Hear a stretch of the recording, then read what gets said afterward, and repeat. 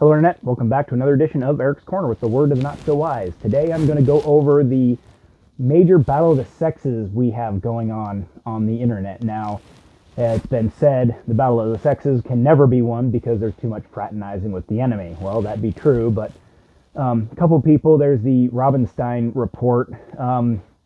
This guy basically surrounds himself by total bimbos and makes him look really smart. I mean, nothing against him. I don't know him. I'm not trying to attack anybody here. That's not the platform of my channel. I'm just simply saying I think he's probably got better things to interview people about, and it's always the same group of dingbats, just with the same horrible philosophy on everything. And it kind of makes him look smart. And it's like, well, you got having idiots on your show. I don't know what to tell you, and you're never going to educate these people, change their minds. And it's really sad and disheartening that so many women these days are resulting to basically what's online sex work.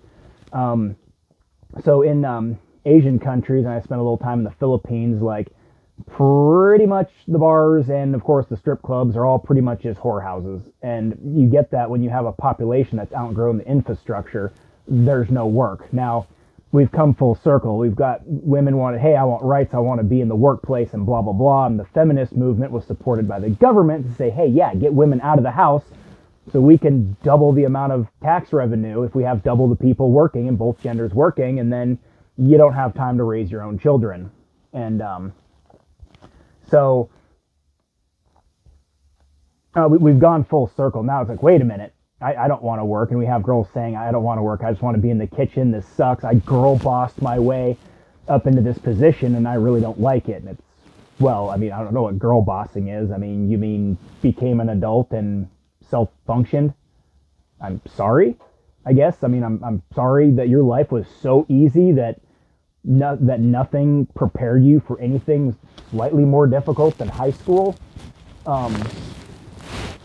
So, and then we've got this Emily King and Pearl Davis. Now, Emily seems like a nice girl.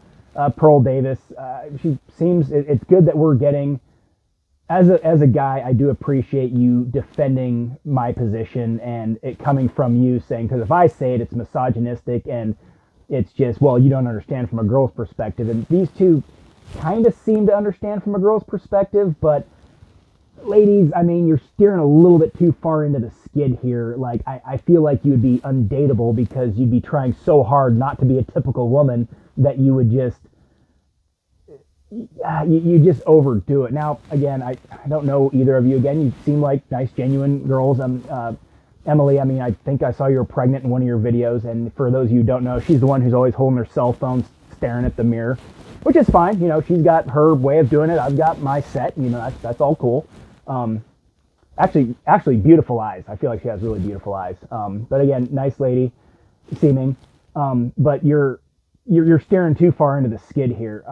We as men cannot, as the alpha apex male, cannot be a victim demographic. It's great that you're recognizing, well, yeah, men are not the problem, and men are carrying the workload and carrying society.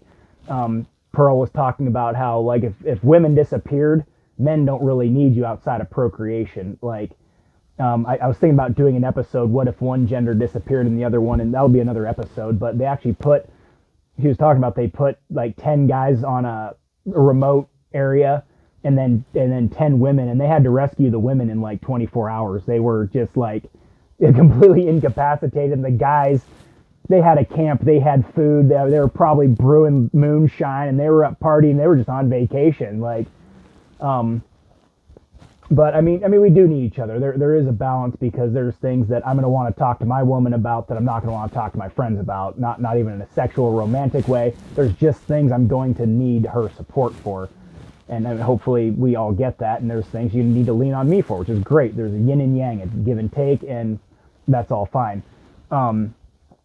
But one of us has to take the blunt force trauma of life, and it's got to be the man, because young men need to be raised to be tough. My sons are, I've said it before, will not be raised to be victims. Okay, they're going to raise to be able to turn wrenches, be self-sufficient, survive, carry the workload, and do it without buckling under the pressure.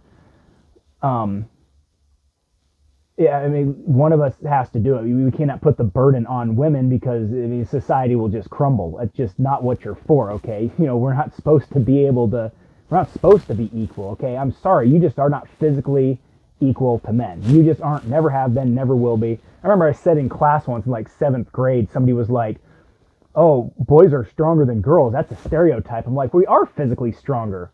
And then, of course, I got fucking screamed at. Oh, well, you're a piece of shit. And we were 13. And I was like, what? I don't know a single girl in here that's stronger than any guy in here. Like, not even by a long shot. All right, well, Jesus criminy. I mean, my sister beat me in arm wrestling when I was like 8. Okay, yeah, I mean, at one time, yeah, great, good for you. She refused to arm wrestle me again, which of course she could probably still beat me because I have a torn rotator cuff.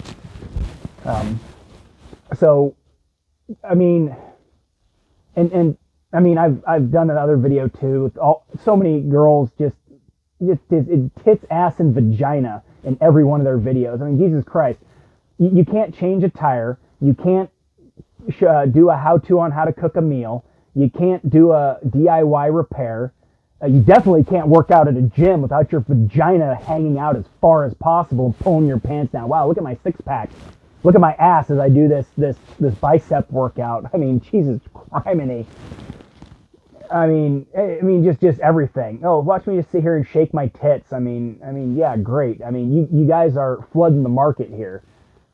I mean, none of you have anything any more valuable than anybody else. Like, oh, I first got back on social media a year and a half ago after being Facebook clean for almost 2 years. And I got back on it because I needed it as a platform to spread my fucking nonsense here.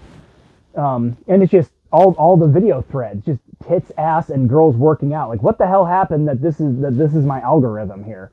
I don't talk about working out. I haven't set foot in the gym besides the kickbox in freaking years. I haven't lifted weights in a long time. I work physically demanding jobs. There's no reason to.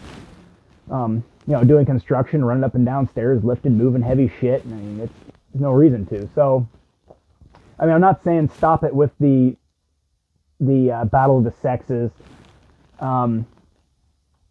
Just at some point, just kind of got to come to a truce because nobody's going to convince anybody of anything different. Like this dude, Rubenstein, was like, "Oh, well, what do you do for a living?" Well, I'm a licensed escort. Yeah, prostitute. No, I'm a licensed escort. Okay, just stop trying to change the name of something to justify it. I'm sorry that's what your life has to resort to, and that's really sad, and I'm sorry, but I don't know what to tell you.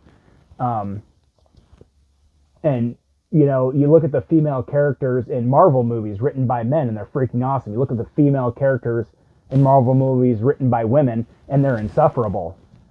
And I mean, I've done that episode also about the victim worship and the social injustice and the feminism movement that has just absolutely gotten completely out of freaking control. Like Bill Burr said, there are no feminists in a house fire. You could take the bull dyke, short haircut, and then all of a sudden the building catches on fire, and it's, oh, well, I'm a girl, I get to go first. Well, I'm not flammable.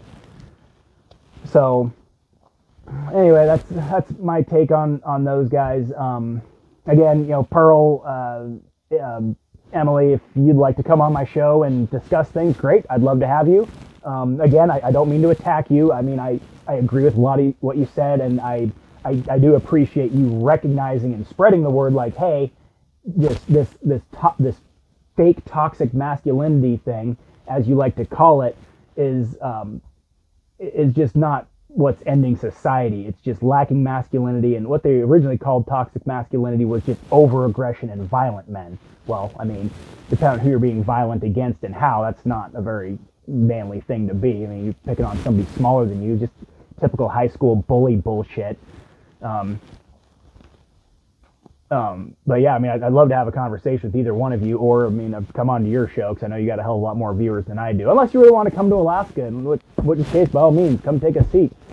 And maybe we can learn something, or kind of get on the same page here. Like I said, my channel, I'd really like to bridge a gap of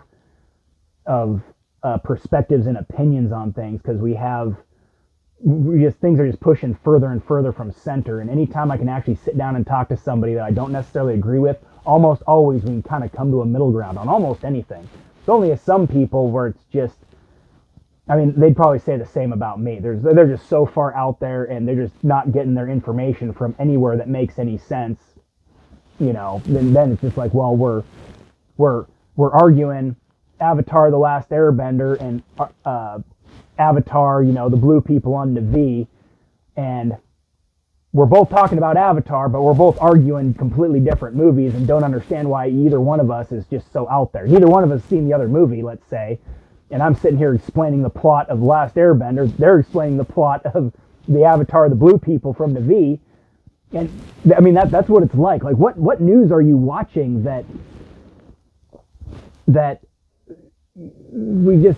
we're not even seeing the same thing? We're all seeing the same news. How in God's name we aren't seeing the same thing is just befuddling. So anyway, I've ranted long enough. Have a good rest of your week. Smash that subscribe button and like and share, and spread the word of Eric shouting it at his cell phone out in his man cave. So have a good night.